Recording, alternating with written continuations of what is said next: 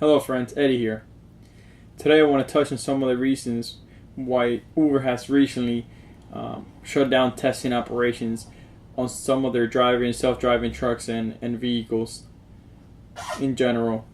After, some of you might have seen on TV recently that some of their cars have crashed and some of the crashes have been fatal. Some of you might not know on the trucking side that they've had trucks running on I-40 in Arizona for some time now, some few months now. That's also been shut down since not the recent or the latest fatal crash, but before that was shut down. Aside from Uber, there are a couple other companies that are into the autonomous vehicles and developing these vehicles. One of them is Tesla, and the other one is Nikola. I believe Nikola is more on the trucking side of it. I don't know. I'm not sure if they're manufacturing cars or not, but I know they're doing trucks, mainly doing trucks. Some of the, I just want to go over what led these companies to develop some of these vehicles. One, it's for safety purposes, supposedly for safety purposes.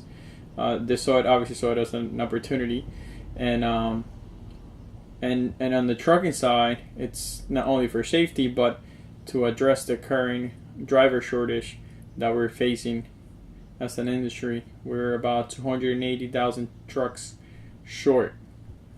Not trucks, I'm sorry, drivers. So this trucks being autonomous, self-driving trucks, it's gonna help address that shortage that we're facing. So just brief overview of why I guess some of the reasons they decided to go this way.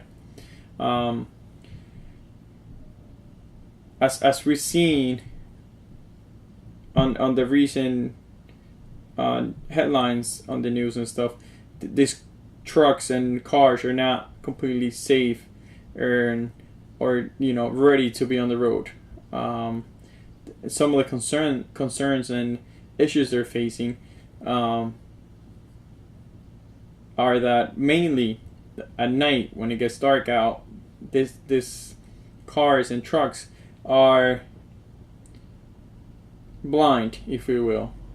They can't tell one thing from the other, and mainly because of contrast. So there are three components that are affecting this. They're having an effect on this. One is cameras, two is radars, and three is lidars.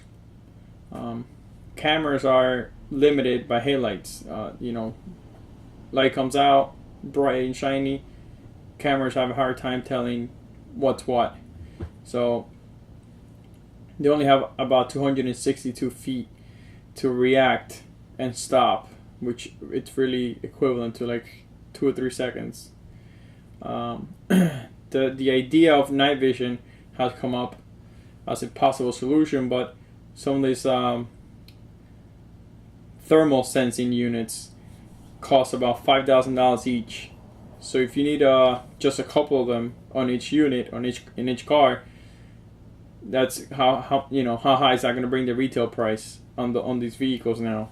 It's at least an extra $10,000 on retail price on top of the initial cost of the car. So I think that's scaring manufacturers away, and they're opting to find a different option that's obviously cheaper. And the issue with LiDAR, it's actually recognizing the difference between a human and a light pole per se, or a 4-year-old and a fire hydrant. Obviously, we know that a fire hydrant is not going to cross the street and run away, but a 4-year-old will. So if the car doesn't recognize that and stop in time, we can have consequences, and bad consequences. So those some of the issues that are currently facing. Just some facts here of, I guess, where they're going with this and what triggered their idea to consider making these vehicles. Back in 2016, about 6,000 pedestrians died in the U.S., mostly in urban areas and jaywalking. So a lot of the fatalities are coming from people in the cities not paying attention, and the person driving also not paying attention, and people being struck and getting killed. So the idea of this company is to take the human element out of it from the vehicle side, but if the vehicle can detect a human jaywalking or just crossing the street out of nowhere, or running away and crossing the street and not paying attention, unfortunately, currently at the moment, that vehicle it's not capable of recognizing and stopping on the spot to avoid fatalities, because it's clearly happening. That's the reason they shut down. So I think they have a lot of work to do. Is it a good thing? I think on the trucking side it might help when they're safe and ready to be on the road. I don't think they are right now.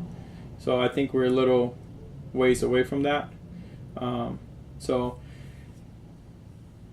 in conclusion, I think that it will happen. Eventually will happen. I think a lot more things need to change on their end, and a lot of improvement needs to happen on their end, because these cars and trucks are currently blind at night. That's the bottom line here.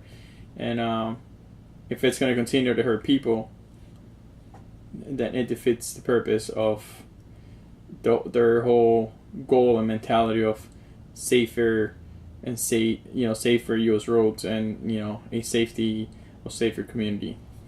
So just wanted to bring share some awareness on what's going on with that, bring you up to date on the current state of autonomous vehicles and stuff. So as always, thanks for watching. I hope you found some value in this, and as always, God bless.